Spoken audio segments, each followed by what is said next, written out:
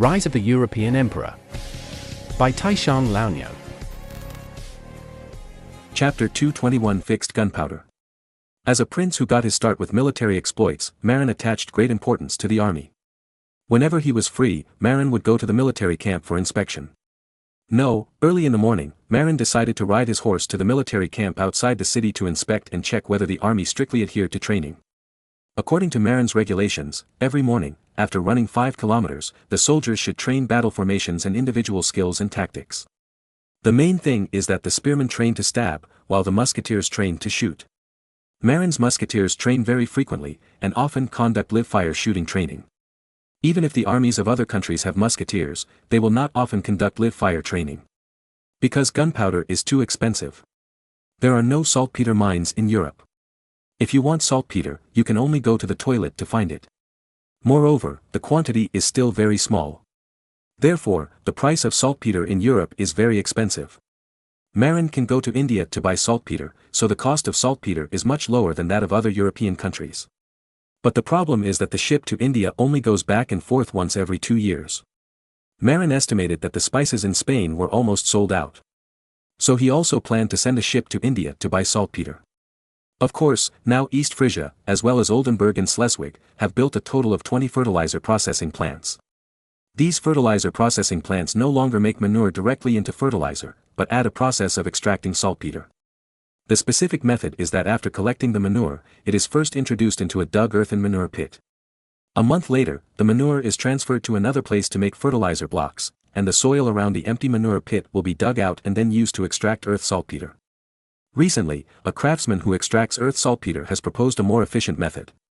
He referred to Marin's method of making tofu, using gauze to filter the manure, leaving only urine, and the manure solids are used as fertilizer. The urine is used to mix yellow mud. The specific method is to mix 150 pounds of urine for every 1,000 pounds of soil. After stirring evenly, put it in a humid place for fermentation, preferably around 26 to 28 degrees. A month later, the soil becomes saltpeter soil. And this 1,000 kilograms of nitrate soil can extract 8 to 9 pounds of saltpeter. This new method of extracting saltpeter from soil is much more efficient than before. Before, only the soil around the pool where nitrate soil was extracted could develop nitrate soil. And this method greatly increases the amount of extracted saltpeter. In the past, a large pool of feces could only extract a few hundred pounds of saltpeter. But now, a large pool of feces can extract thousands of pounds of saltpeter. However, Marin is very clear that although the amount of saltpeter extracted in this way has increased, but at the same time, it also leads to a decrease in the nitrogen content in feces. Because, in feces, nitrogen is mainly in urine, and the nitrogen content in feces solids is a minority. The new method of nitrate soil fermentation has increased the amount of saltpeter extracted, but it has also reduced the nitrogen content in feces, resulting in a lower nitrogen content in fertilizer blocks. After thinking about it, Marin decided that when making nitrate soil, only half of the urine would be extracted to generate nitrate soil. The rest of the urine is still used to make fertilizer blocks. After all, agriculture is a big deal, and it cannot be delayed because of military needs. At the same time, when making fertilizer blocks, Marin also asked the serf workers in the fertilizer factory to increase the content of feces to make up for the lack of nitrogen content per unit amount of fertilizer. Despite this, because the new method of extracting saltpeter soil is 10 times more efficient than before. Although only half of the urine is used, the amount of saltpeter extracted is 4 or 5 times more than before. In this way, even if you don't go to India to buy cheap saltpeter, Marin's saltpeter is enough. There are 20 large fertilizer processing plants that collect feces from all over the country and process saltpeter soil day and night, which is enough to supply the saltpeter demand in Marin's army. As for other materials for configuring gunpowder, charcoal and sulfur, there are plenty of these things in Europe, and the price is not expensive. Under such conditions, Marin naturally requires the musketeers to practice live-fire shooting frequently. However, it is not like this every day, but only once a week. Otherwise, Marin's financial resources are a bit overwhelmed. It was also a coincidence that when Marin came to inspect the barracks, the musketeers were conducting live-fire shooting training. So, Marin rode his horse forward to watch with great interest. The commander of the musketeers shouted loudly, "Everyone pay attention. Drop your guns. Stir the gunpowder." Immediately, the musketeers began to open the copper kettles they carried with them, and used a copper spoon to stir the gunpowder powder in the copper kettles. Marin's musketeers still used powdered gunpowder instead of granular gunpowder. The reason for this was to keep it secret, so as to prevent the secret of granular gunpowder from being learned by others. In addition, there was no need to use granular gunpowder at present. It was not popular in other armies to use muskets, and no army used muskets to shoot at its own army. Therefore, there was no need to use granular gunpowder to increase the effective range of the shooting. At present, only the artillery in Marin's army used granular gunpowder. Moreover, the granular gunpowder of the artillery was quantitatively packed in animal skin bags. When firing, the artillery only needed to open the leather bag and pour the gunpowder into the barrel. Normally, the gunpowder bags were not allowed to be opened to avoid moisture. The musketeers have always used copper kettles to load gunpowder. As for the amount of gunpowder to be loaded, the copper spoon used for stirring is used to measure the amount of gunpowder to be loaded. Powdered gunpowder is different from granular gunpowder. Granular gunpowder is naturally of good quality because it is mixed evenly before being made into granules and then bonded together. Powdered gunpowder, on the other hand, has different densities of saltpeter, sulfur, and charcoal. During transportation, it will be stratified after being bumpy, with high density sinking and low density rising. Therefore, before each battle, the musketeers need to stir the gunpowder powder in the copper kettle first. Seeing that the musketeers have stirred the gunpowder, the commanders of the musketeers shouted, "Load the gunpowder." The musketeers immediately used the copper spoon to scoop 2 spoonfuls of gunpowder powder from the copper kettle and put it into the barrel, no more and no less. Then, they pulled out the iron rod from under the barrel and tamped the gunpowder in the barrel. "Load!" The commander continued to shout. The skilled musketeers took the iron cleaning rod in their left hand, and then immediately took out a lead bullet from their bag, and at the same time, took out a small piece of cut leather. After that, the musketeers placed the leather horizontally at the mouth of the barrel, placed the round lead bullet on the leather, and pressed it in. Then, the right hand took back the copper bar from the left hand, and pounded the lead bullet and leather that had been pressed into the mouth of the barrel to the bottom and pounded it firmly. Then, the iron cleaning rod was pulled out and inserted into the seat under the barrel. After that, the matchlock was raised horizontally, and the musketeer scooped a little gunpowder powder with a spoon and put it into the open gunpowder pool. The gunpowder pool of the matchlock is different from that of the flintlock. The gunpowder pool of the flintlock is pressed by an iron sheet. Therefore, the gunpowder pool of the flintlock can be poured into the gunpowder pool in advance, and then pressed with an iron sheet, and then the musket is erected to load the gunpowder and lead bullet into the barrel. But the matchlock gun is different. The ignition method of the matchlock gun is to use the clip driven by the trigger to send the lit matchlock into the open gunpowder pool above the rear end of the barrel, ignite the gunpowder in the gunpowder pool, and then ignite the ignition gunpowder in the barrel through the fire transfer hole. Because it is an open gunpowder pool, naturally, the gunpowder cannot be put in first. Otherwise, when the barrel is erected, the gunpowder in the gunpowder pool will be scattered on the ground. Therefore, this is one of the important differences between matchlocks and flintlocks. At the same time, because the gunpowder pool is open and upward. Once it rains, the gunpowder pool is easy to get into the rain. Therefore, matchlocks are afraid of rain. Once it rains, the matchlock is easy to extinguish and the gunpowder pool is easy to get into water. Unlike flintlocks, which are covered with iron sheets, they are not afraid of rain. After all the soldiers have loaded the ammunition and clamped the lit matchlock, the next step is naturally to enter the famous 3-stage shooting time. This process, of course, needs no further explanation. After Marin visited the shooting training for a while, he suddenly remembered that it seemed that the use of the 1,000-knife whale oil papers had not yet been decided. Originally, Marin planned to make all the oil papers into oil paper bags to package salt and sugar. However, when transporting sugar and salt, Europeans are more accustomed to using oak barrels, and oil paper bags may not be needed. Only bulk sugar and salt can be used with oil paper bags. However, ordinary people in this era often bring their own bottles and cans when buying bulk salt and sugar, so there is no need for you to provide oil paper bags. The same is true for buying vegetables. Ordinary people bring their own baskets. Unlike the people in later generations, they don't bring baskets when buying vegetables, and the merchants directly provide plastic bags. Marin was also influenced by the thinking of later generations, so he thought of providing oil paper bags to customers. However, after investigation, he found that ordinary people brought their own containers when buying things, and the merchants didn't have to worry about it at all. In other words, those oil papers may not necessarily be used. However, combined with the shooting training in front of him, Marin suddenly remembered what those oil papers could be used for. Fixed ammunition. The earliest fixed ammunition was made of oil paper. At the beginning, it was the officers who were afraid that the soldiers would put in the wrong amount of gunpowder. If they put too much, it would be easy to explode. After all, the early barrels were made of wrought iron and were not strong. Coincidentally, later papermaking technology improved and the cost of oil paper decreased. So, some experts proposed the concept of fixed gunpowder. That is, use a certain size of oil paper bag, and load the amount of gunpowder required for one shot. Then, distribute it to the soldiers. In this way, even the dumbest soldiers know that when shooting, as long as they tear open the oil paper bag and pour the gunpowder inside into the barrel, they will be right. Then, use the oil paper bag, hold the lead bullet, and poke the copper and iron rod into the bottom of the barrel and tamp it. In this way, the oil paper bag filled with a certain amount of gunpowder can not only allow soldiers to accurately charge the gunpowder. Moreover, the oil paper bag can replace the expensive leather before, as an auxiliary material for holding breath, wrapping the lead bullet. In this way, the use of oil paper bags can also save a lot of leather.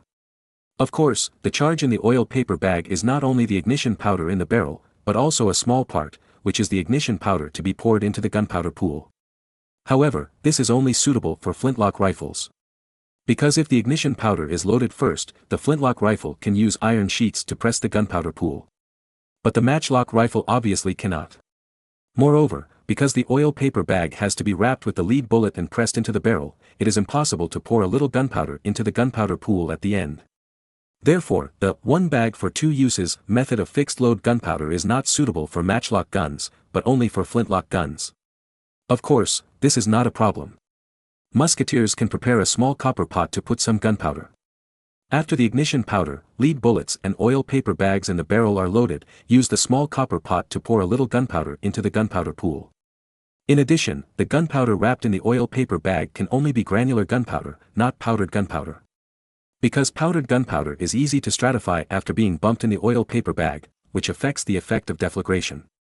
Therefore, granular gunpowder must be used for fixed-load bullets. In fact, Marin had planned to use fixed-load gunpowder a long time ago. Moreover, it is not very troublesome to make granular gunpowder. As long as enough manpower is arranged, it can be done. It is nothing more than using glue made from fish skin to glue the evenly mixed gunpowder powder together, then rolling it into strips, cutting it into granules, and then air drying it. However, there was no large amount of cheap oil paper before, so it was impossible to use fixed gunpowder. Moreover, using oil paper to load fixed gunpowder, as long as it is sealed well, it can also be moisture-proof, which can be said to kill 3 birds with 1 stone. The first is to accurately measure the amount of gunpowder to prevent soldiers from making mistakes. The second is to replace leather sheets, wrap lead bullets and press them into the barrel to play a role of sealing. The third is naturally to make the granular gunpowder waterproof. In fact, using oil paper to wrap fixed gunpowder has another function, which is to prevent soldiers from seeing the granular state of gunpowder at ordinary times, so as not to attract the attention and imitation of others. Thinking of this, Marin happily ended this military camp inspection. Before leaving, he also praised the soldiers, which made everyone feel a little puzzled. After returning to the palace, Marin immediately arranged manpower to expand the scale of the granular gunpowder workshop and recruit more people to process granular gunpowder. At the same time, Marin also hired a group of skillful women to use batter to make oil paper into oil paper bags of fixed size to hold containers for fixed gunpowder. After the granular gunpowder is made, it can be directly packaged with these oil papers, and then sealed with batter. When it comes to combat, the soldiers can use leather bags to carry these fixed gunpowder. Every time they load the bullet, they directly take out an oil paper bag from the leather bag, tear it open, and pour the gunpowder into the barrel. Then, wrap the lead bullet with the oil paper bag and press it into the barrel. Finally, use another small copper pot to pour some gunpowder powder in the gunpowder pool as ignition powder. In this way, the musketeers save the step of stirring the gunpowder powder when shooting, which can save a lot of time. Moreover, the soldiers don't have to carefully measure the amount of gunpowder, which saves a lot of trouble, eliminates the danger of the barrel exploding due to excessive loading, and saves a lot of leather pieces. Chapter 222, The Delayed Worms Empire Conference. At the end of January, Archbishop Mainz suddenly issued a call for the convening of the Worms Imperial Conference. Marin just needed to set some goals in advance at the Worms Imperial Conference, so he led a team of cavalry south. In fact, this meeting was supposed to be held in the fall. However, as the initiator of the Worms Imperial Conference and the Grand Speaker of the Imperial Parliament, Archbishop Mainz was in poor health from last autumn to winter. He did not recover until after the new year. Therefore, the meeting that was supposed to be held in the fall was simply postponed to the new year. The imperial conference is not held every year, and there is no fixed time. However, when encountering major events, everyone does have to meet. Last spring, Marin united the chief and vice-chief of the Hanseatic League to defeat the Danish Kalmar Union, which was once on par with the Holy Roman Empire, and also seized the Duchy of Schleswig and the Duchy of Holstein. This is definitely a major event that changed the European pattern, so Archbishop Mainz issued a call as early as last summer to discuss the matter, and he intended to mediate the conflicts between the parties. However, before the imperial conference was convened, the Archbishop of Mainz suddenly fell ill and did not recover for a long time. In desperation, the Archbishop of Mainz had to cancel the summons again. It was not until the new year, when he recovered, that he issued another summons. As an important protagonist of this meeting, Marin had to go in person. Moreover, on the day he received the summons, Marin led a large group of people and a lot of gold coins to the south. As for why he went so early? Do you still need to ask? Of course, it was to bribe those members of the imperial parliament. Before, Marin had bribed some major princes, such as 5 of the 7 electors. The elector of Brandenburg and the elector of Saxony were not counted. However, there are many members of the imperial parliament. How many are there? According to Marin's statistics, the imperial parliament currently has 7 electors, 4 archbishops, 46 diocesan bishops, bishops of bishoprics, 21 German-speaking dukes, 2 non-German-speaking dukes, Savoy and Milan, 56 senior clergy with seats, abbots of large monasteries, 11 abbess, 75 imperial cities, and 110 earls or autonomous regions. In total, the imperial parliament has up to 330 seats, that is, 330 votes. Of course, it does not mean that Marin needs to bribe all 330 voters. In that case, Marin will go bankrupt. According to convention, those bishops and senior clergy of bishoprics, as well as abbess, basically follow the lead of the 3 religious electors. In other words, as long as you get the Archbishop of Mainz, the Archbishop of Trier and the Archbishop of Cologne, basically most religious members will be willing to vote for you. There are 120 votes for all religious members. And there are 210 secular votes. Among them, the 210 secular vote holders, 75 imperial cities form their own systems, and among the 21 duchies, the duchies of Bavaria, Jülich, Cleve, Brunswick, Lorraine, Geddes, Anhalt and Henneberg also form their own systems. The other duchies have their own factions. For example, the Duchy of Burgundy naturally belongs to the Austrian faction, the Duchy of Saxony belongs to the Saxon Elector faction, and Württemberg belongs to the Swabian League, which also belongs to the Austrian faction. Mecklenburg and Pomerania belong to the Brandenburg faction, actually oppressed by Brandenburg. And those counties and autonomous regions are basically attached to the 5 secular electors. In short, Marin can't think about the more than 30 votes attached to the elector of Brandenburg and the elector of Saxony. He can only start from other aspects. The King of Bohemia changed his attitude because of the relationship with the Grand Duke of Lithuania Alexander, and would bring his younger brother to support Marin. The Elector of Palatinate was also bought by Marin. In this way, Marin still needs to buy the 9 duchies that are self-contained. Among them, the Duchy of Clever is his ally and does not need to be bought. Although the Duchy of Guedes is unreliable, it is also an ally for the time being. So, what Marin needs to buy? In fact, it is the remaining 7 duchies. In addition, Marin does not have to worry about the 75 imperial cities. If it were in the past, Marin might be worried. However, since holding Lübeck's thigh, these imperial cities have been easy to communicate. Because these 75 imperial cities all started with business. Since you want to do business, you must be inseparable from the support of the Hanseatic League. Therefore, these imperial cities have to give face to the leader Lübeck. Even if there are some who are blind, there will not be many, and most of them have to give Lübeck face. Not only that, even those lords, many of them owe money to the Hanseatic League. As long as the opinions put forward by Lübeck do not infringe on their own interests, they dare not easily refute them. Therefore, it was indeed a wise decision for Marin to choose to form an alliance with Lübeck. At least, those imperial cities would not embarrass him in the imperial parliament. However, one thing that surprised Marin was that Hamburg, the deputy leader of the Hanseatic League, was not an imperial city. But after thinking about it, Marin understood. Why? No matter how powerful Lübeck is, it mainly targets those imperial cities and some nobles who owe money to the Hanseatic League. However, the total number of imperial cities is only 75. And the seats in the imperial parliament are 330. In other words, in the imperial parliament, the imperial cities are in the minority and cannot influence the overall situation. Only the 7 electors can form an alliance to occupy an overwhelming advantage. Therefore, it is not easy for Hamburg to join the imperial parliament. After arriving in Worms, Marin met with Lübeck Grand Speaker Tagfact and Hamburg Grand Speaker Heisenberg. This time, Lübeck and Hamburg came to the imperial conference with 2 main goals. The first was to make everyone recognize the actual occupation of the Principality of Holstein by Lübeck and Hamburg. The second was to let Hamburg join the imperial parliament and become an imperial city with voting rights. Marin wanted Lübeck to help persuade those imperial cities, but Lübeck turned to Marin. What did Lübeck ask Marin for? It turned out that Lübeck wanted Marin to be an intermediary to introduce them to Emperor Maximilian I. For a long time, Lübeck relied on economic means to control the imperial cities and some nobles who wanted to borrow money in the imperial parliament. However, the number of votes obtained could never exceed half. Therefore, Lübeck believed that it was necessary to find an ally with more votes. Originally, Lübeck wanted to contact the 7 electors. Because the alliance formed by the 7 electors had more than half of the votes. If they could form an alliance with them, Lübeck's voice in the imperial conference would be very large.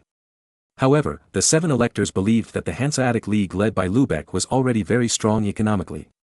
If they gain political voice, they will become a superpower no less than the electors.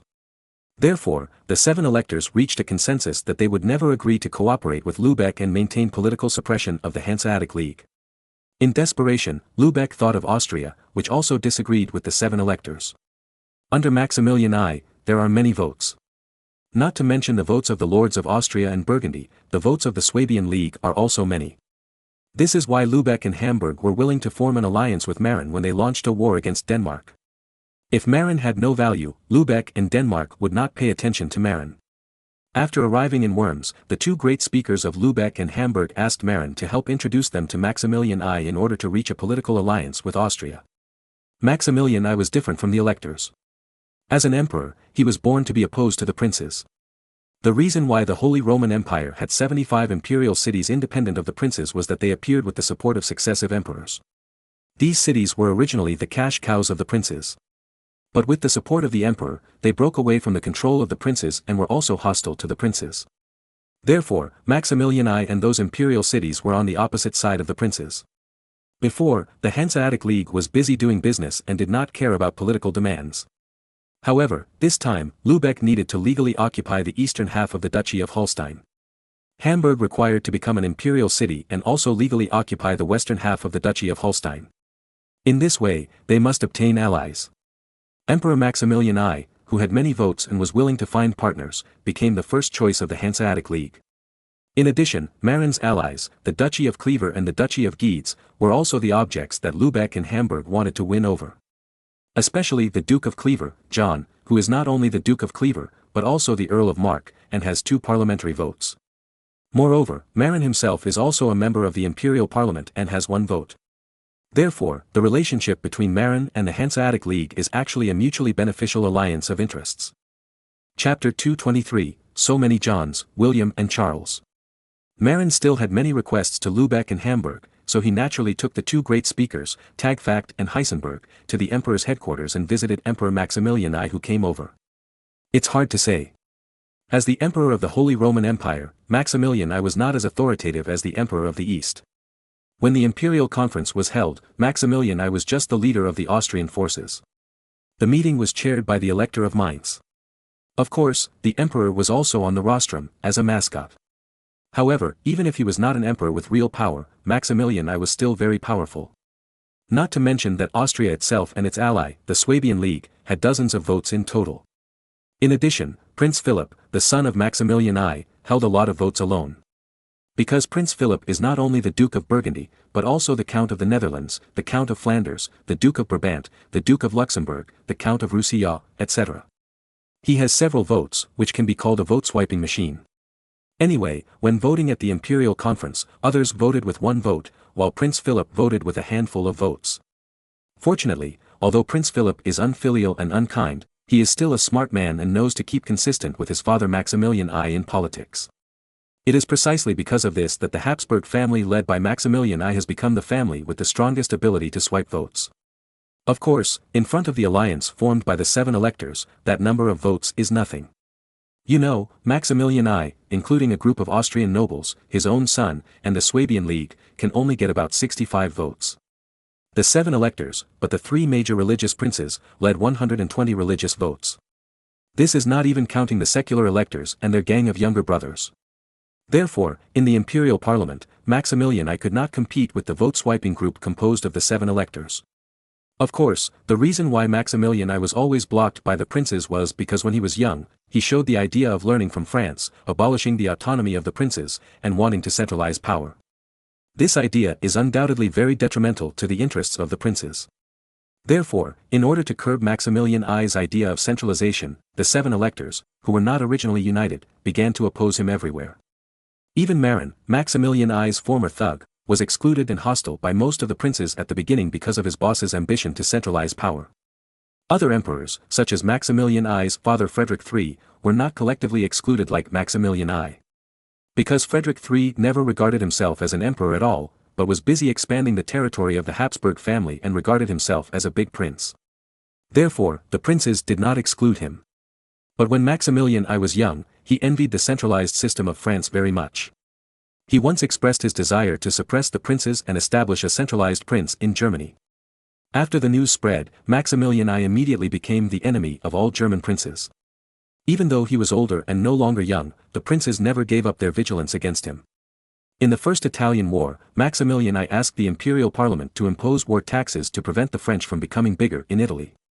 Although the princes knew that Maximilian I was right. However, in their hearts, preventing Maximilian I from becoming bigger is the most important thing. Therefore, the princes would rather watch the French become bigger in Italy than see the anti-French coalition army led by Maximilian I win. Because if the coalition led by Maximilian I defeated the French army, Maximilian I's reputation would increase greatly, which would help him expand his influence in the German region and may promote Maximilian I's centralization cause. And this is something the princes never wanted to see.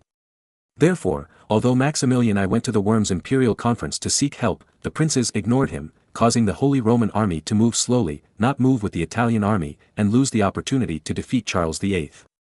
Of course, after Marin traveled through time, this result changed. Marin took advantage of the weakness of the French army that could not see clearly in the middle of the night, organized a night attack, defeated the French army, and scared away Charles VIII. And because Marin was a general of Maximilian I, Marin's victory also brought fame to Maximilian I, and because of the ransom of the captives, it brought Maximilian I a lot of money. This is helpful to Maximilian I's centralization cause. Therefore, as the emperor's running dog, Marin was naturally hostile to the princes before. However, as time went on, everyone found that although Marin was still on the emperor's side, he did not personally lead the emperor to fight, but only sent Frundsberg to bring 2 phalanxes to serve the emperor. Therefore, everyone's attitude towards Marin later eased. After all, Marin was becoming more and more like a prince, not an emperor's henchman. After bringing the 2 great speakers to the emperor's camp, Maximilian I warmly received the 2 great speakers Tagfact and Heisenberg. In fact, it was not only Lübeck and Hamburg that needed political allies, but the emperor needed allies more than them. Maximilian I was very clear about the ability of the Hanseatic League. Apart from anything else, the Hanseatic League led by Lübeck and Hamburg had a strong enough influence on the 75 commercial-based imperial cities, at least half of them. To win over Lübeck and Hamburg was to win over most of the 75 imperial city votes. The 65 votes of the Habsburg family and their allies, plus the 75 imperial city votes, ideally, had reached 140 votes. Although it is still a little short of 165, half of the total 330 votes, it is only 25 votes short. As long as it exceeds 165 votes, the emperor will be able to realize some of his wishes. By then, as long as you are willing to pay the price, 25 votes can also be obtained. Therefore, Maximilian I treated the 2 great speakers, Tagfact and Heisenberg, as VIPs. Looking at the posture, it was a perfect match.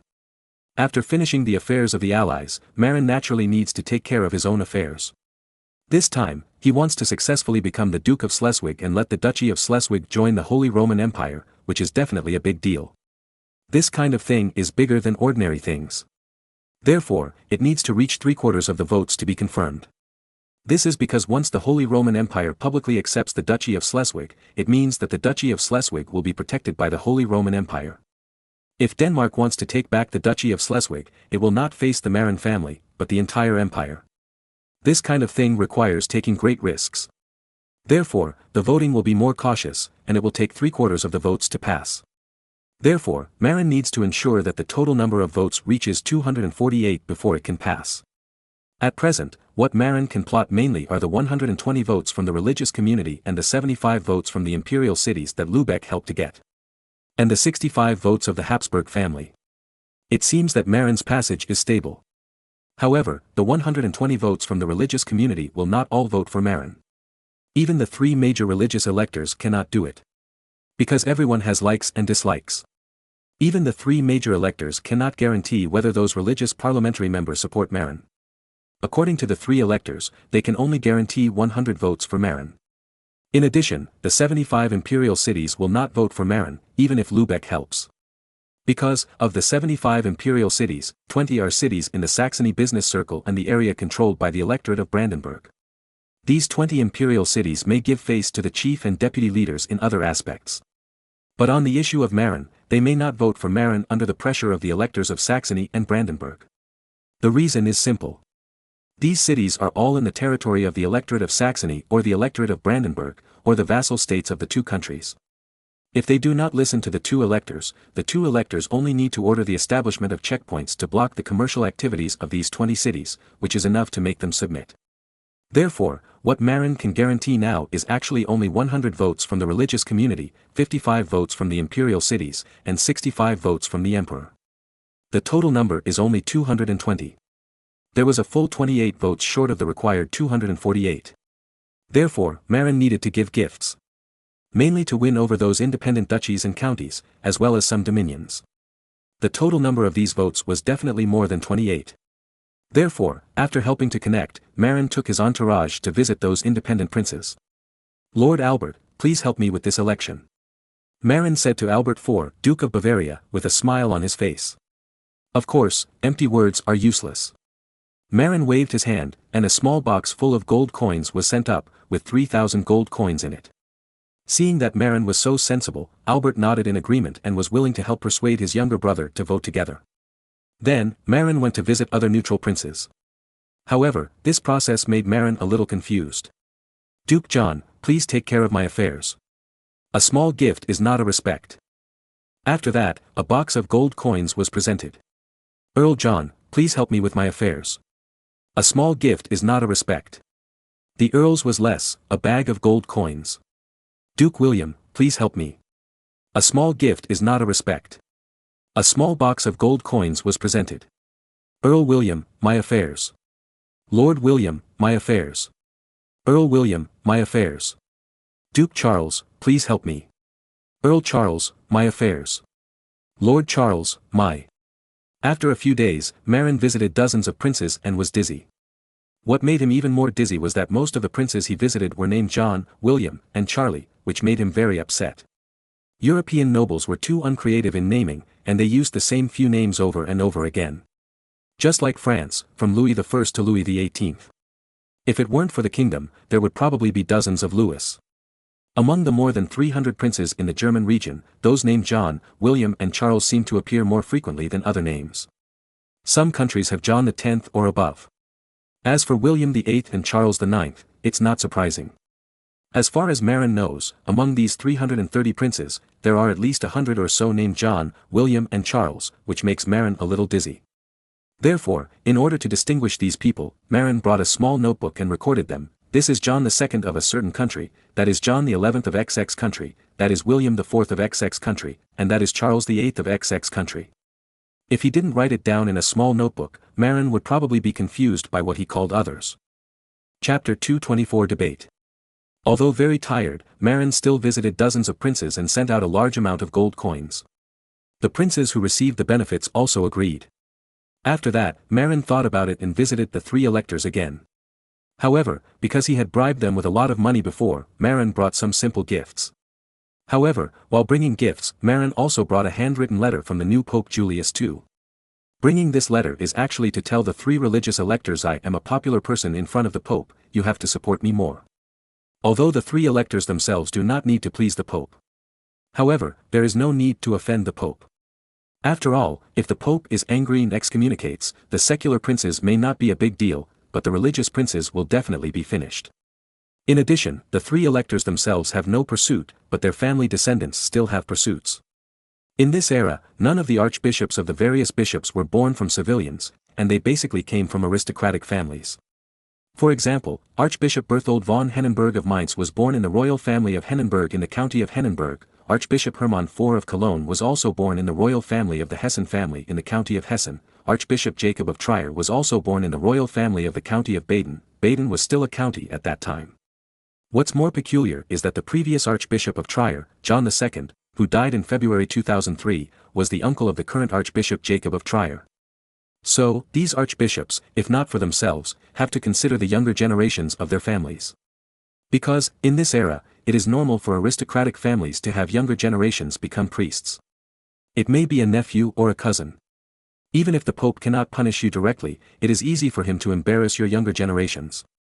Because, although the bishops of the bishoprics in the German region are elected, they must be confirmed by the Holy See and signed by the Pope before they can take office.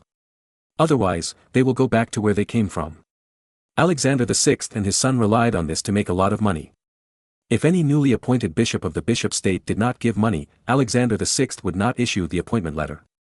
Therefore, the Pope still has a lot of influence on the bishops of those bishop states. Although I was curious why Julius II would write a letter in person to help Marin, the Pope's face could not be ignored. The three religious electors, who were originally perfunctory, began to take this matter seriously and ordered their younger brothers to take it seriously and vote for Marin. After leaving the three religious electors, Marin went to find the Archbishop of Magdeburg, the Archbishop of Salzburg, the Archbishop of Besançon, and the Archbishop of Bremen, presented gifts, and took out the Pope's handwritten letter. These four archbishops are different from the bishops of other bishop states. Like the three religious electors, they are archbishops, not diocesan bishops, bishops. In terms of religious status, they are equal to the three religious electors. It's just that in terms of secular power, it's far behind the three religious electors. The bishops of other dioceses dare not disobey the orders of the three religious electors. However, these four archbishops with higher religious status can argue with the three religious electors. Therefore, Marin specially found these four people, presented generous gifts, and took out the Pope's letter of introduction. After that, it was naturally settled. As for the imperial cities, Marin naturally asked Lübeck and Hamburg to come out. As expected by Marin, the 20 imperial cities in Saxony and Brandenburg were threatened by the two electors and could not vote for Marin. But the votes of the other 55 cities are still guaranteed. In this case, it all depends on the princes that Marin bribed before the meeting. February 14, 1504, European Valentine's Day. However, on this day, in the city of Worms, 330 bigwigs from various German states gathered together and held an imperial meeting in the main hall of Worms Cathedral. The Archbishop of Mainz was not in a very good mental state. Historically, he died this winter. However, although he was not in a very good mental state, he was still in good health. Therefore, he could still preside over the meeting. In the main hall of Worms Cathedral, Maximilian I and the 7 electors sat on the rostrum, and the other princes naturally sat below. Of course, the Duke sat in the front, sitting with the powerful bishops of the bishoprics, then, behind were the counts and the weaker bishops of the bishoprics, and Marin was also among them. At the end were the lords of the autonomous regions and the representatives of the imperial cities, which could be said to be clearly divided into different levels. After the meeting began, Maximilian I, as the emperor of the empire, naturally had to speak first. Of course, they were all high-sounding words without any practical significance. Of course, even if he wanted to say something practical, he couldn't do it. Because, the real protagonist of the Worms Imperial Conference was the Archbishop of Mainz. Sure enough, after Maximilian I delivered some high-sounding speeches, the Archbishop of Mainz began to preside over the real Imperial Conference. First, the Archbishop of Mainz took out a pile of parchment and began to read it. The contents of the parchment were mainly some major events that happened last year. It was mainly the friction between the principalities and the conflict in the Swiss region, which were not big, but not small. After that, the Archbishop of Mainz strongly called on all parties in conflict to exercise restraint and love each other under the care of God. Finally, the Archbishop of Mainz talked about the core content of this meeting: the war between the Four-Power Alliance and Denmark. For this issue, the Archbishop of Mainz used more cautious words and did not show obvious inclinations. He seemed to be fair. After narrating the incident, the Archbishop of Mainz asked everyone to speak and put forward their own opinions. As soon as the Archbishop of Mainz finished speaking, the Elector of Brandenburg, Joachim I, jumped out directly. He is one of the 7 electors and a member of the rostrum, so he naturally has the privilege of speaking first. Joachim I said, last spring, a very unfortunate incident occurred in northern Germany. The rebels in the East Frisian state, the Hanseatic Free City of Lübeck, the Hanseatic Free City of Hamburg and Sweden colluded together. Ahem, Marin coughed heavily twice and interrupted Joachim I, Lord Joachim, please pay attention to the wording. Joachim I's, colluded together, obviously defined the Quadruple Alliance as robbers. Only robbers would collude together. Although it was very rude to interrupt Joachim I's speech on the spot. However, since the other party had discredited him so much, Marin didn't need to give him too much face. Moreover, if it was a one-on-one duel, Marin was not afraid of the electorate of Brandenburg at all. Being interrupted by Marin, Joachim I was naturally very annoyed and glared at Marin. However, Marin looked indifferent, which was a manifestation of strength. If Marin was a weak prince, he would not dare to offend Joachim I. Taking advantage of the opportunity of the Danish army suppressing rebellion in Sweden, the armies of East Frisia, Lübeck and Hamburg suddenly attacked the Duchy of Holstein and the Duchy of Schleswig and fought all the way to Zealand Island. They broke through the Danish capital Copenhagen in a very brutal way, and used conspiracy and trickery to humiliate and play tricks on the noble King Hans, forcing King Hans to cede the Duchy of Schleswig and the Duchy of Holstein. Such behavior is not gentlemanly, but outright robbery. On behalf of the electorate of Brandenburg, I strongly condemn this immoral behavior and believe that the Duchy of Schleswig and the Duchy of Holstein were seized by these 3 forces and should be returned to the King of Denmark. As for whether the Duchy of Schleswig should join the Holy Roman Empire, this is pure nonsense. Why should the territory that originally belonged to Denmark join the Holy Roman Empire? Mr. Speaker, I have finished my speech. Joachim I ended his speech in an impassioned manner. Elector Frederick III of Saxony was more cautious and did not stand up immediately, but drank water instead. Marin took the opportunity to raise his hand, and after obtaining the consent of the Archbishop of Mainz, he began his speech. Dear distinguished colleagues, today, we gather together to discuss the affairs of our great Holy Roman Empire. Each of us is a member of the great Holy Roman Empire. Therefore, we naturally hope that the great Holy Roman Empire will get better and better. However, Marin paused, then continued, I just listened to Lord Joachim's speech, but I had an illusion. What kind of illusion is this? Just now, I felt that Lord Joachim was not a German prince, but a diplomat sent by King Hans of Denmark, who came specifically to condemn me and my 2 allies of the Hanseatic League. Ha ha ha, everyone laughed knowingly. Indeed, the tone of Joachim I's speech just now was not like that of a German prince, but more like a Danish diplomat who came specifically to speak up for Denmark. His butt was too crooked. I'm wondering, is Lord Joachim a vassal of the Holy Roman Empire or a vassal of Denmark? Why doesn't he consider the interests of the Holy Roman Empire? But considers everything for King Hans of Denmark? Because he is Hans' son-in-law. Many people in the audience said this in their hearts. However, no one said it publicly. Moreover, such a reason is indeed not acceptable. Here, I would like to ask Lord Joachim a question. Is the interest of the empire more important, or the interest of your father-in-law's kingdom of Denmark more important? Marin looked at Joachim I aggressively. Moreover, Marin's question was so heartbreaking that Joachim I could not answer it. If he answered that the interests of the empire were important, then he could not speak for the kingdom of Denmark. And if he answered that the interests of the kingdom of Denmark were important, then he was not worthy of being a vassal of Germany, and he would fall into a trap no matter how he answered. So, Joachim I fell into a dilemma, and his face turned red with anger. Chapter 225 Debate, Part 2, Although Joachim I was the elector of Brandenburg, he was still too young. After all, he was born in 1484 and was only 19 years old, 6 years younger than Marin. Therefore, he lacked experience and was pushed into a dead end by Marin's words.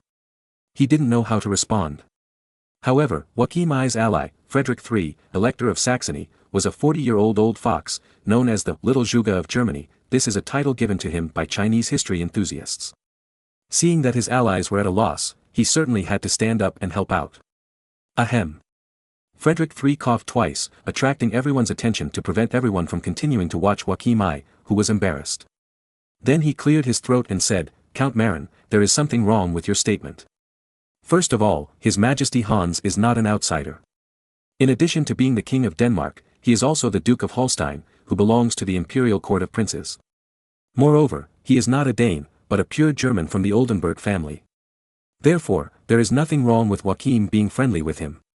Because His Majesty Hans is also one of the princes of Germany, and he is one of us. Joachim I was finally freed from the embarrassment and quickly agreed, yes, yes, yes, His Majesty Hans is one of us. Marin had a headache. He could easily deal with the young and energetic Joachim I. But with the old fox Frederick III, it would be difficult to deal with. However, he would not be afraid. After all, he had participated in a debate competition in college in his previous life. Although he was eliminated in the first round, it was not his fault. To paraphrase Jiang Jun, it was not that he was incompetent, but that his debate opponent was too strong. You know, the guy who eliminated Ma Lin in the first round actually made it to the finals. Although he only won the runner-up, it was no problem for him to beat Ma Lin. Although he was not a master of debate, Marin knew that one of the key points of a debate was to pretend that he had not seen the loopholes in his own viewpoints, but to seize the loopholes of the other party, pursue them relentlessly, and overwhelm the other party in momentum. In short, the winner of the debate may not be the one who has grasped the truth, but the one who is eloquent. So, Marin said with a serious face, Lord Frederick, since you said that King Hans is a vassal of Germany, then, how many times has His Majesty Hans attended the Worms Imperial Conference? Did he send representatives to participate? Frederick III was choked immediately, because Marin caught a loophole in King Hans, and it was a big loophole, that is, he did not respect the imperial parliament of the Holy Roman Empire. In Hans' eyes, the Kalmar Union of Denmark was worthy of his attention. As for the Duchy of Holstein, Hans did not pay much attention to it. Therefore, he never attended the Worms Imperial Conference once. As for sending representatives, he sent them several times in the first few years after he succeeded to the throne. Later, he simply did not send representatives. Because King Hans was devoted to developing the Kalmar Union and had no intention of participating in the German hegemony. Therefore, he was too lazy to send representatives to the Worms Imperial Conference. In the eyes of King Hans, the Danish Kalmar Union and the fragmented Holy Roman Empire were on an equal footing. As a king, he did not need to attend the Worms Imperial Conference. After all, at the Worms Imperial Conference, as the Duke of Holstein, he could not even get on the rostrum. This made Hans feel ashamed. After all, he thought he could be on an equal footing with Maximilian I, sitting under the rostrum made Hans feel inferior. Therefore, he simply did not attend the Worms Imperial Conference, and later he was too lazy to send representatives. Although doing so was troublesome, it also hurt the face of the empire. Even Frederick III, who was as cunning as a fox, had no way to cover up such an obvious loophole as King Hans. So, he had to say, maybe. His Majesty Hans is busy. Besides, Denmark is really far from Worms, and transportation is inconvenient. Inconvenient transportation? I remember that Denmark is not farther from Worms than the Duchy of Pomerania, right? Didn't Bogislaus, Duke of Pomerania, come all the way to attend the meeting? Even if His Majesty Hans is a disabled person without legs and can't come himself, is it difficult to send a representative? Obviously, King Hans is looking down on the Holy Roman Empire, His Majesty, and the Grand Speaker, Archbishop Berthold of Mainz. Marin said excitedly, as if Hans was his father's murderer. The emotions of many people at the scene were also mobilized, and many people spoke to condemn King Hans's rudeness, thinking that there was no need to shield such an arrogant and rude guy. Seeing that the situation was very good, Marin decided to pursue the victory and not give Frederick III a chance to react. So, he continued to seize the loopholes in Frederick III's words and said, Lord Frederick said that His Majesty Hans is very busy, I admit that. Frederick III looked at Marin in surprise. How could this guy help Hans to get away with it? However, the next second, he didn't think so. Because King Hans is busy setting up checkpoints in the Øresund Strait and extorting passing German merchant ships. Especially our brothers in the Hanseatic League, they are extorted a lot of taxes by the vampire-like Danes every year. He is so busy sucking the blood of legitimate German merchants. Grand Speaker Tagfact and Grand Speaker Heisenberg are also old foxes who have become cunning. When they saw what Marin said, they immediately stood up and agreed, yes, King Hans is a vampire. He specializes in sucking the blood of Germans. The representatives of the 75 imperial cities sitting with the two grand speakers saw that our business leaders had spoken, and they should show their support. So, except for the representatives of the 20 cities that had been threatened, the representatives of other cities all stood up and agreed with the two grand speakers, yes, the Danes are too bad, they specialize in extorting German merchants. The description of vampire is so appropriate. Yes, Hans is a vampire. Vampire. Ghost. When Archbishop Berthold of Mainz saw the situation was out of control, he immediately knocked on the table with a wooden hammer. Be quiet, the debate continues. In fact, before the Archbishop of Mainz knocked the hammer, Duke Frederick III of Saxony had already retreated. Because he also saw that his brother-in-law Hans was really a nobody. Although he wanted to help, he also knew that if King Hans was too unpopular and he had to force his help, it would damage his reputation in the German region. And as an elector, reputation is very important. If the reputation is bad, he will not be able to get 100 responses. Another important point is that this time Lübeck and Hamburg stood firmly on the side of Marin, which made Frederick III worried. If the two leaders of the Hanseatic League, Lübeck and Hamburg, were offended to death, if the two leaders were ruthless and expelled all the Hanseatic cities in the Saxon business circle from the Hanseatic League, it would be terrible. Saxony has a developed handicraft industry and needs Hanseatic merchants to sell Saxony's handicrafts to all parts of Europe, which requires commercial channels. If the leader and deputy leader of the Hanseatic League ordered the entire Hanseatic League to block Saxony's commercial channels, Saxony would immediately change from a rich region to a poor place, and would no longer have the rich financial income that surpassed Germany. So, in the end, Frederick III decided to do his best to fight for it. However, he must be gentle and never offend Lübeck and Hamburg to death. Frederick III was smart, but what good was smart? When he began to fear Lübeck and Hamburg, he was tying himself up in knots, and his fighting power was greatly reduced. Chapter 226 Voting Winner. The hammer of the Archbishop of Mainz blocked the time and space of the scene, but also extinguished everyone's dissatisfaction with King Hans of Denmark. Taking this opportunity, Frederick III began to think about countermeasures quickly. He knew that his previous response was a bit misguided. So, Frederick III took the opportunity to drink a few sips of water. At the same time, his mind was turning rapidly, thinking about countermeasures. Although he did not understand the debate skills of later generations, Frederick III was experienced. He knew that if he was still entangled in this issue, he would definitely be at a disadvantage. Because it was obvious that this issue was King Hans's major weakness. If he continued to be entangled in this issue, he would inevitably not be able to debate with Marin. Therefore, he had to change the topic to get rid of the disadvantage in front of him. After thinking for a while, Frederick III looked up and looked at Marin and said, "Count Marin, what do you think of the imperial law?" Imperial law? Marin was a little confused. Aren't we talking about the arrogance of King Hans of Denmark? Why did we suddenly jump to the imperial law? Soon, Marin reacted, "No, this guy wants to change the topic and avoid the topic that was unfavorable to him just now. Damn, it seems that he is also a good debater." However, Marin can't do anything. After all, Frederick III is the great elector and his status is much more noble than him. Frederick III wants to change the topic, and he has no right to object. So, Marin had to say, "The imperial law is very good, and I also abide by the law." Brandenburg elector Joachim I, who was drinking water, sprayed at the time. Fortunately, the rostrum was some distance away from the audience below, so it didn't spray anyone else. "Ahahaha, Count Marin, you said you abide by the law. This. Don't tease me, okay?" Joachim I laughed. Marin's head was full of black lines. Where did I violate the law? I respect His Majesty the Emperor and actively participate in the meetings organized by the Empire. Is there a problem? You have occupied the Duchy of Schleswig, which was originally someone else's duchy. Can it be considered law-abiding? Frederick III looked at Marin strangely with a "you're kidding me" expression on his face. Finally, he can turn the game around. Marin was really stumped by the question. However, Marin is not a master who admits defeat easily. After thinking for a while, he raised his head and asked Frederick III with a smile, "Excuse me, Lord Frederick, which article in the imperial law says I am not allowed to occupy Schleswig?" Frederick III was stunned for a moment. "Nima, there is really no such article in the law. But, you are too shameless to say so. Does this need to be written? It is illegal to occupy the territory of another country." The young and impulsive Joachim I jumped out again. Marin was immediately amused. "Damn, your Hohenzollern family also likes expansion, and you have the nerve to jump out. It just so happens that I have something to say." Marin still knows the history of the Principality of Brandenburg. You know, the electorate of Brandenburg is the foundation of later Germany, and there are more historical materials.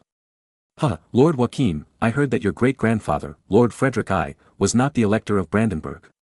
But my great-grandfather's position as elector was awarded by His Majesty Sigismund, the Holy Roman Emperor, for his military exploits, and it came from a legitimate source.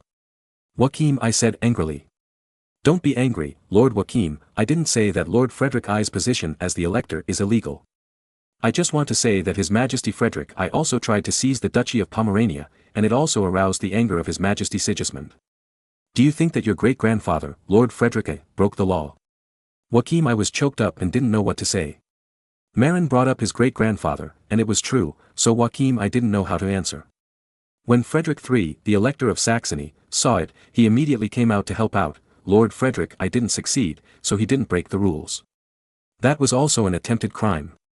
Joachim I wanted to duel with Marin angrily, but was stopped by everyone. Count Marin, think about it. If the German princes were like you, sending troops to occupy other people's territories and rob other people's titles at any time, wouldn't it be a mess? If you, Count Marin, set your eyes on my title of Elector of Saxony, would you also send troops to seize it by force? The cunning Frederick III put forward a hypothesis that would make Marin hate you.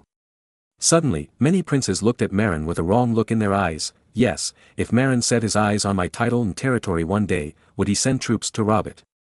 The situation seemed to be very unfavorable to Marin. Many nobles were encouraged by Frederick III's words and were somewhat dissatisfied with Marin's behavior. However, Marin was well prepared for this. So he took out the unequal treaty document signed under the coercion of Denmark and Oldenburg to cede the Jeva region to the county of Oldenburg, and showed it to everyone. I did not use force against Denmark for no reason, and I, Marin, am not the kind of bloodthirsty and warmongering person. The truth is, Denmark is too bullying.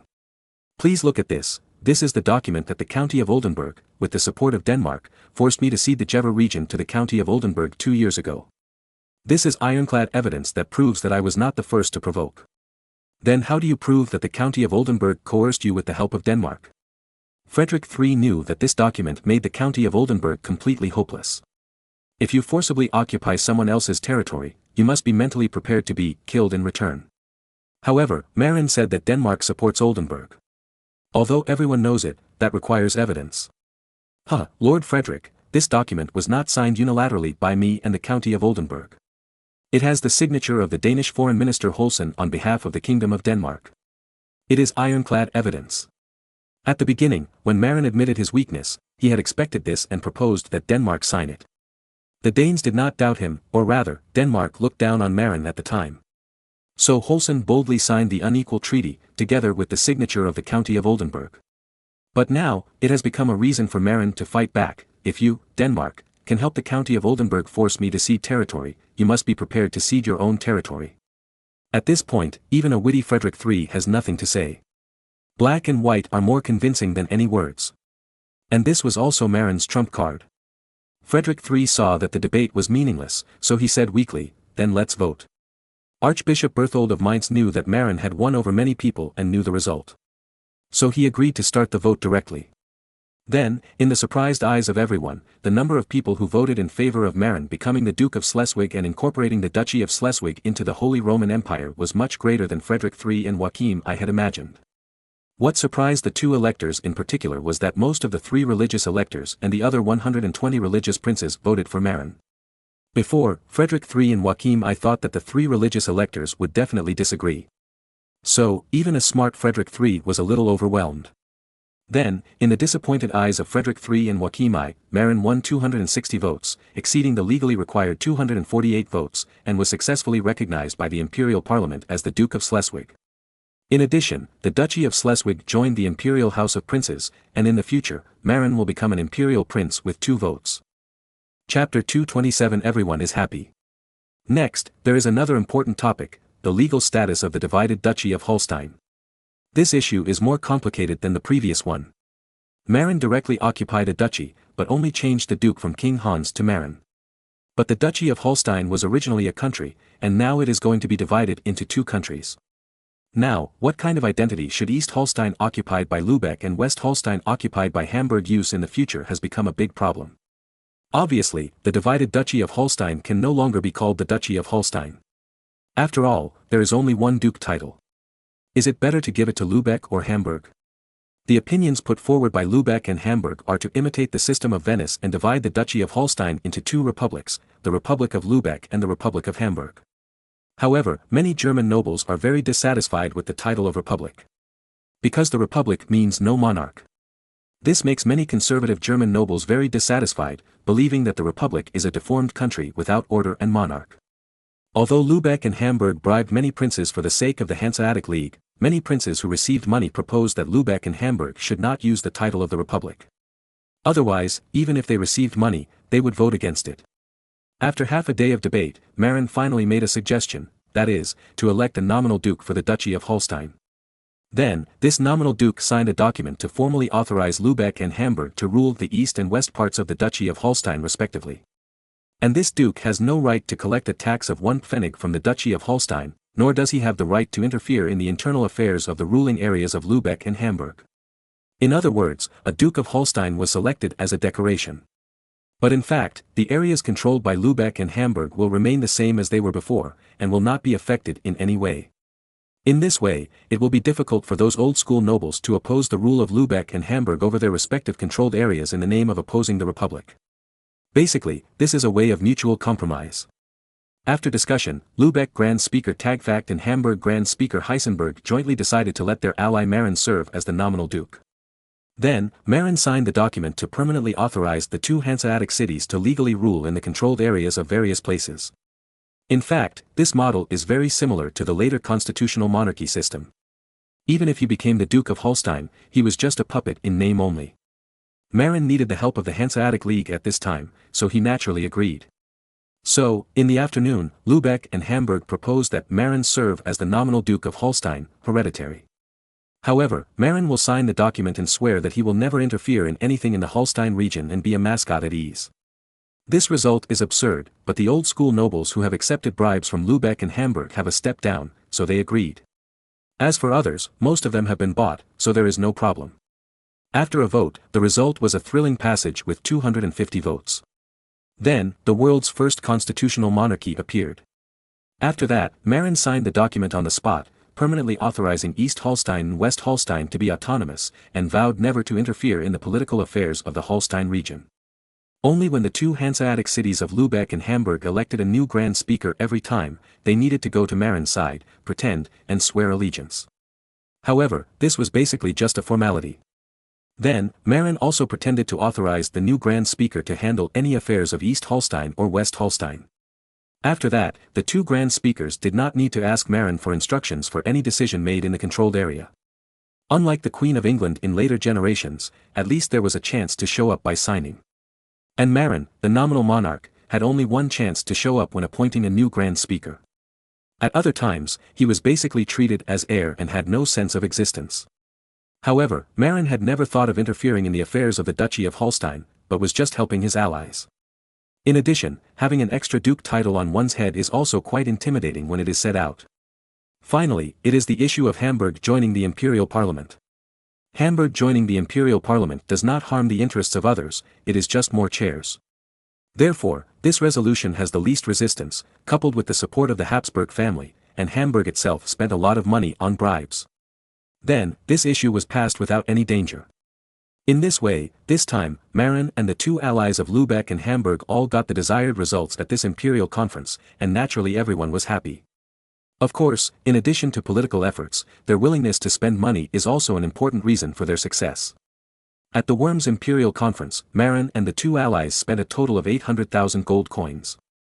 And Charles V spent a total of 850,000 gold coins in his campaign for the Holy Roman Emperor. Therefore, it would be strange if he didn't succeed after spending so much money. Coincidentally, Marin is rich, and Lübeck and Hamburg are the leaders and vice-leaders of the Hanseatic League.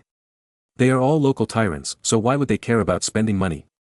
For these three, any problem that can be solved with money is not a problem. Even in the future, whether it is the election of the United States or other democratic countries, isn't it solved with money? In the future, the United States spent hundreds of millions of dollars to elect a president. Therefore, ordinary individuals and small parties cannot afford such expenses at all and can only be eliminated. Trump and others became presidents, and without donations from others, they directly paid for it themselves. Who made him a super rich man? That was in the future, because there was a perfect anti-corruption mechanism, and bribery was risky. In the early 16th century, bribery was basically open and there was no risk at all. Others bribed parliamentarians, and you didn't bribe, you would definitely fail. Marin liked this mechanism very much, because he had enough money to bribe the princes with votes. If he hadn't been an elector, Marin would have wanted to spend money to play with an emperor after the death of Maximilian I. After all, it was after the death of Maximilian I that Charles V borrowed 850,000 gold coins from the Fugger family to buy a Holy Roman Emperor. And for Marin, what was 850,000 gold coins? If he could get more than 1,000,000 gold coins together, wouldn't it be easy to buy an emperor? And he didn't have to borrow from anyone. Chapter 228 The Situation in Ireland. On the island of Ireland, after conquering the entire territory of the MacMorrough dynasty, Earl Edward's army rested for a while and did not immediately attack Dublin. Instead, they waited until the grain-collecting ships of the English royal family collected the autumn grain from the Irish royal territory, the Pale, before they started to attack. The British were not very concerned about the island of Ireland at this time. Even for the royal territory, Henry VII handed it over to the Earl of Kildare, one of the 3 native earls left after the Norman conquest on the island of Ireland, to rule with full power. Therefore, the royal family of England hardly cared about the island of Ireland. They only sent ships on a large scale when collecting autumn grain every year. Usually, unless something big happened, a small boat would be sent to deliver a message. Then, some merchant ships came to the island of Ireland to do business. After the British royal family's grain-collecting ships left, Earl Edward immediately sent a letter to France and Scotland, asking them to start intercepting any ships that wanted to enter and leave Ireland on the eastern sea of the island of Ireland. Even fishing boats were only allowed to fish near the coast and were strictly prohibited from leaving the coast. Then, taking advantage of the local inattention, Earl Edward, under the banner of the newly destroyed MacMorrough dynasty of the Kingdom of Leinster, raided Dublin on Christmas Day in 1503. Because it was Christmas, the defenders of Dublin were unprepared. Even the Earl of Kildare ran back to his territory to celebrate the holiday because of Christmas. Even Earl Edward's army, without using the trick of bombardment plus gunpowder barrels to blow up the door, sent people to climb the city wall with ladders, and easily captured Dublin, the largest city on the island of Ireland. It is no wonder that Christmas for Europeans is as important as the spring festival for Orientals, and even more important than the New Year. On this day, no one went to work, and the shops were closed. Even many soldiers went home on holiday, and there were few people defending the city walls. This tradition of giving soldiers holidays on holidays will not be cancelled in the armies of various countries until the Japanese attack on Pearl Harbor. Instead, even on major holidays, armies in various places will remain on alert, and even higher than usual. Because he was a time traveler from the future, Marin was naturally aware of this. Therefore, in the East Frisian army, every holiday, there would be personnel on duty day and night. However, other armies belonging to this era did not have this tradition. When Marin sent Jonathan the Dane Sahi to Earl Edward's army to suggest to Earl Edward that he should raid Dublin on Christmas Day, he was opposed by the entire army, believing that this would deprive soldiers of the right to celebrate Christmas. However, Earl Edward believed that a Christmas raid could indeed be unexpected and reduce siege losses. So he strongly supported Sahi's approach. Sure enough, on Christmas Day, when Earl Edward's army entered the territory directly under the King of England, it did not encounter any resistance at all. Even when the army arrived at the foot of Dublin, there were not many defenders on the top of the city. In this way, after spending a small price, Earl Edward's army occupied Dublin. Then, after taking control of Dublin, Earl Edward adopted Sahi's advice. After leaving part of the garrison to control Dublin, he took most of the army to the county of Kildare, not far to the west of the royal territory, to attack Ness, the capital of the county of Kildare. The news that Earl Edward's army had captured Dublin seemed to have alarmed the county of Kildare. The 8th Earl of Kildare, Gerald Fitzgerald, received a report that Dublin had been surrendered. It seemed that he was gathering troops and planning to retake Dublin. Perhaps because he was afraid of being punished by the King of England, Earl Gerald did not send anyone to find a ship to ask the King of England for help, but planned to do it alone and recapture Dublin first to atone for his sins. In addition, Gerald did not ask for help from his neighbour, the county of Ormond. Because, when Henry VII appointed the Earl of Kildare as the sole head of the Irish government, replacing the original 3 earls who jointly ruled, the relationship between the Earldom of Ormond and the Earldom of Desmond and the Earldom of Kildare broke down. Therefore, even if Gerald went for help, there would be no good results. Even if he asked the other party for help, it would cost an unimaginable high price. Moreover, Gerald's intelligence was wrong. He thought that the one who raided Dublin was the remnant of the Leinster kingdom, the MacMorrough dynasty, which was right next to Dublin, so he didn't take the enemy seriously at all. Because Earl Gerald looked down on the combat effectiveness of the indigenous army on the island of Ireland. He believed that the reason why Dublin fell was because the enemy succeeded when the city of Dublin was defenseless on Christmas. If they were to fight head-on, the army of the MacMorrough dynasty would not be able to defeat even the army of Kildare. Unfortunately, in fact, the army that attacked Dublin was not the Irish native army as Earl Gerald thought, but the elite French mercenaries, Swiss mercenaries and Scottish Highland infantry. These armies were also among the top combat forces in Europe, and were stronger than the main force of the British army. So, Earl Gerald was in tragedy. The 5,000 troops led by Earl Edward met the more than 3,000 Kildare troops led by Gerald, who were planning to recapture Dublin in a village somewhere in the territory of the county of Kildare. The army of Kildare was still the most primitive feudal army. It was mainly composed of 300 elite knight attendants led by 50 knights of the county of Kildare, 1,000 regular infantry and 1,800 conscripts.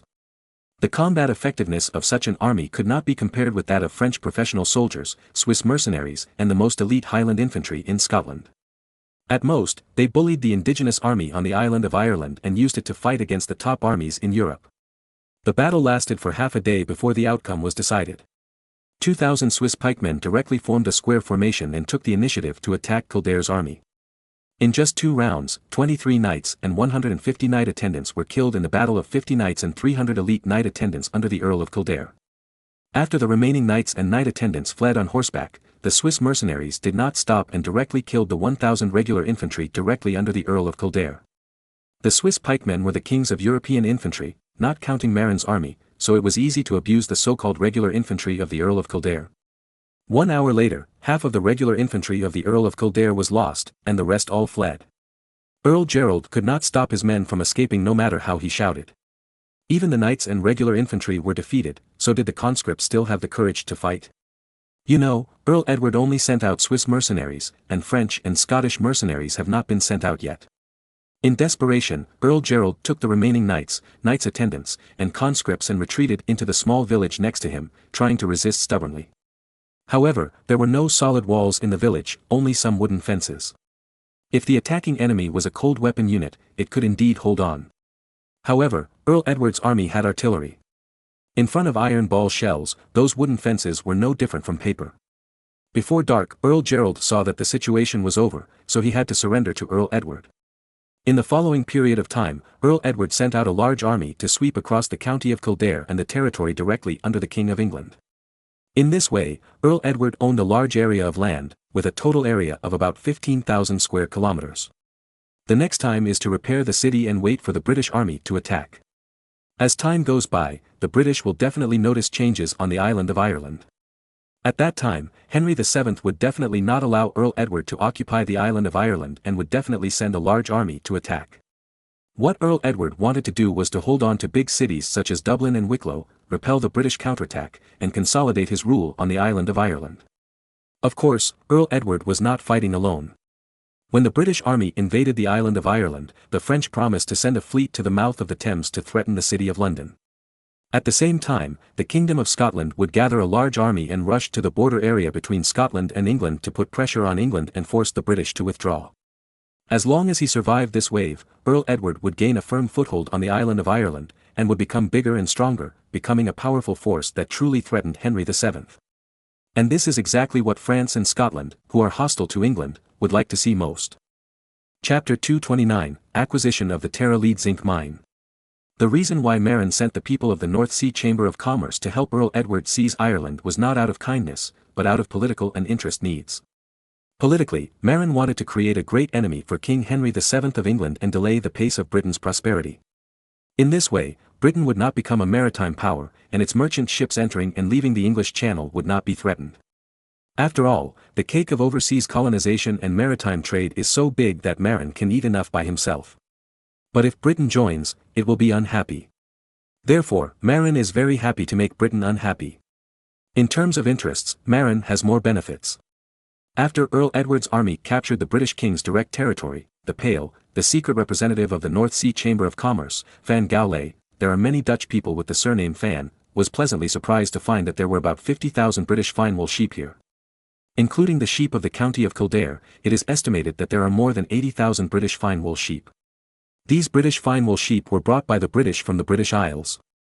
As a direct territory of the British King, the Pale, there are naturally a lot of grazing. After all, British wool is so expensive, there is no reason for the British royal family not to graze this kind of sheep with high economic value on their own territory. After all, for the British, wool exports or wool textile exports are also important sources of income. There are so many British fine wool sheep in the direct territory of the British King. As a favorite of Henry VII, Earl Gerald of Kildare is naturally envious.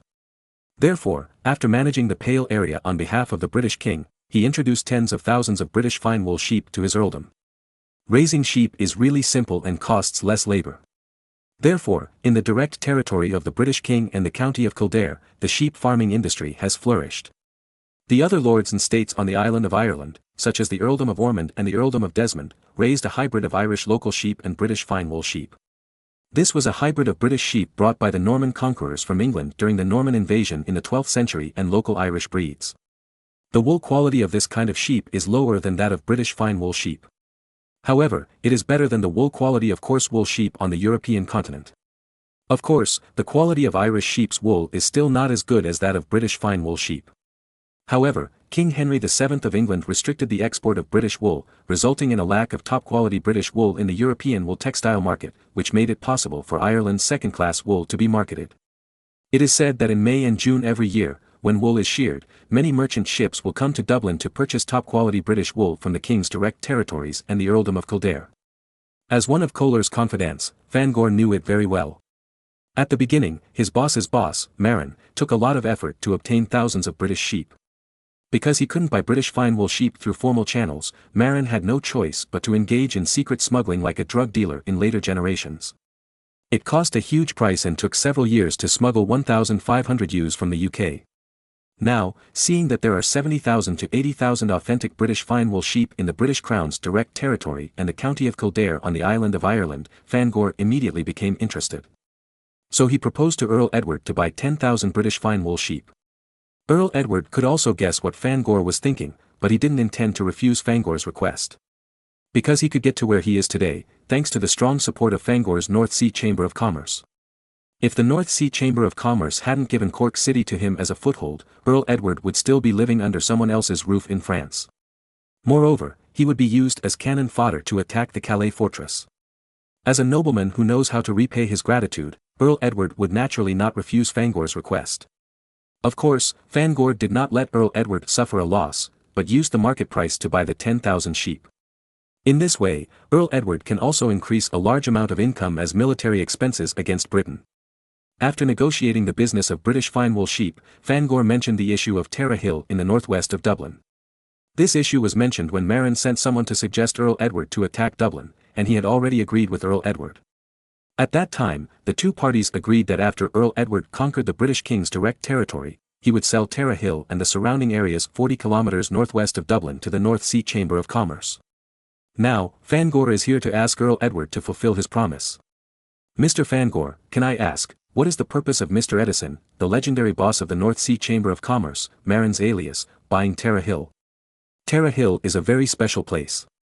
It is a small hill in the east of Ireland with an altitude of only 155 meters. There is nothing special about it. Even if you say it is a big earth slope, no one objects.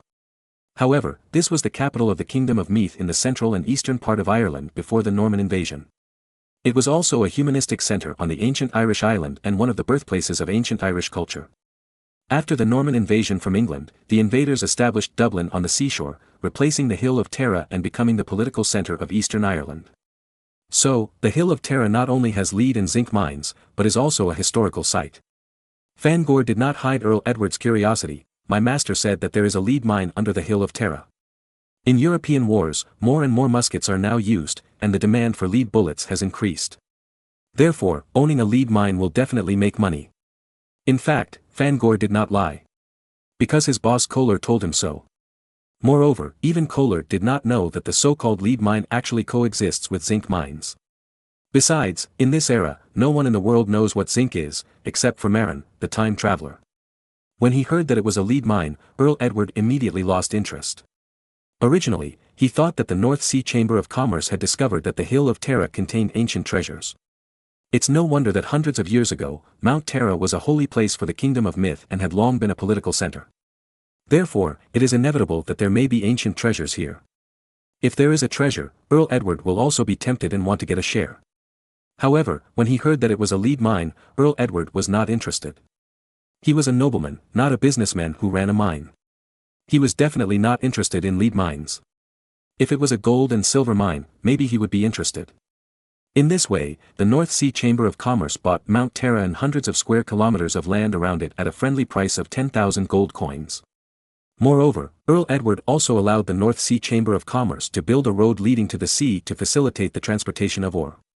Moreover, this road will also belong to the North Sea Chamber of Commerce, and the locals have no right to set up checkpoints to intercept. Once the Terra mine, which has the largest reserves in Europe, is put into production, Marin will continuously obtain a large amount of lead and zinc. Lead is naturally used as lead bullets, while zinc is used to make tinplate. It seems that it can also be used to make counterfeit silver coins. And obtaining the Hill of Terra was also the main motivation for Marin to support Earl Edward in attacking the Crown's direct territory. If Henry VII knew that Marin fully supported his opponent Edward to attack the Crown's direct territory, the Pale, and the county of Kildare because of a small Irish hill called Terra, and succeeded, he would probably cry in the toilet. Chapter 230. What, spending money again? Far away in southern Europe, on the Italian peninsula, Stade and his 7,000 East Frisian troops completed the occupation of Florence and waited for a long time until the retreating French army left the territory of the Republic of Florence before attacking everywhere and taking over the entire territory of the Republic of Florence. Then, they waited for the Papal States to send Italian mercenaries to take over the defense.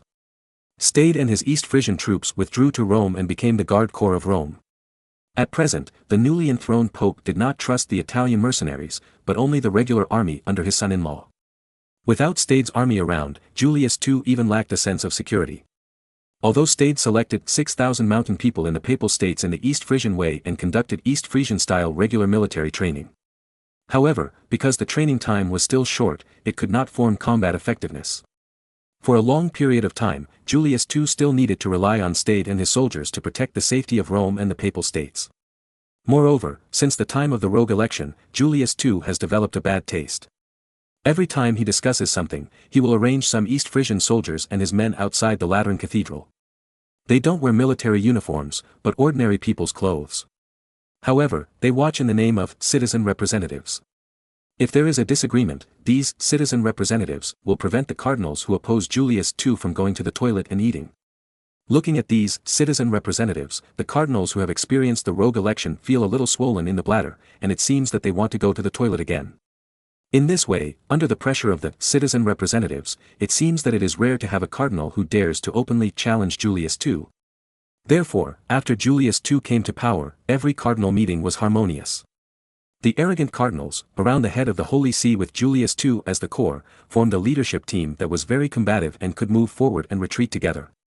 However, when Julius II proposed to reward Marin, Count of East Frisia, for his great contribution in helping the Papal States maintain order and seizing the Florence region, to give Marin the secular governance of the bishopric of Munster, which was indirectly led by the Holy See, most of the cardinals present showed dissatisfaction. After all, the Holy See has only encroached on the interests of others for so many years, how could it give a large amount of benefits to others like giving the bishopric? So Julius II explained to everyone.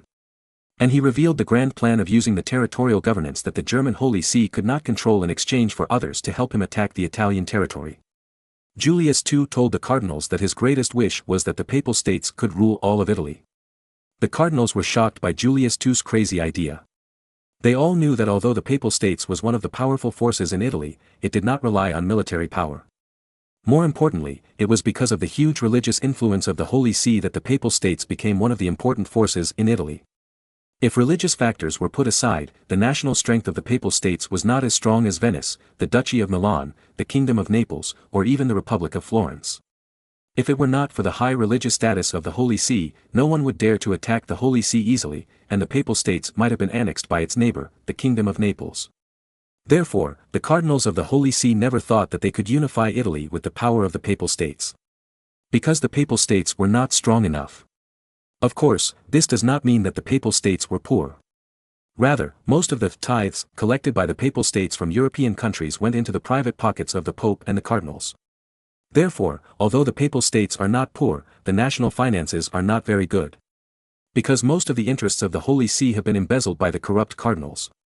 It's like the Ming Empire in its late period. It looks like a big empire, but the court's finances are terrible. But the ministers in power are all rich. Therefore, although the Holy See collects a lot of money from all over Europe every year, it cannot make the Papal States strong. The bold plan proposed by Julius II does have the opportunity to allow the Papal States to obtain more Italian land. Just like not long ago, the new Pope Julius II used the army of the East Frisian state to capture the wealthy Republic of Florence.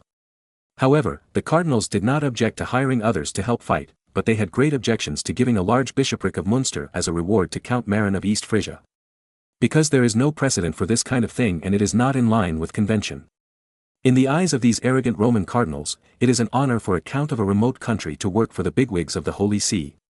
At most, a little money will be rewarded. Why should he be rewarded with the territory of a country?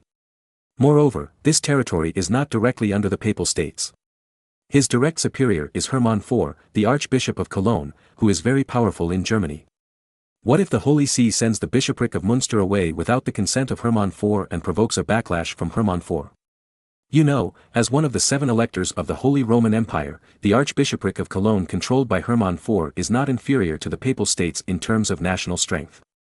If Hermann IV firmly disagrees, it will embarrass the Holy See. How should it end then? Should Hermann IV be excommunicated? However, excommunication is not used casually.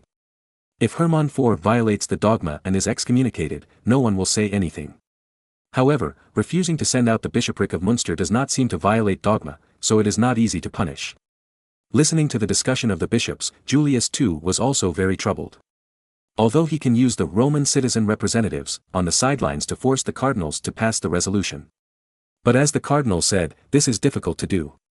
It is not difficult for the cardinals to pass the resolution, but it is not a simple matter to obtain the consent of the Archbishop of Cologne.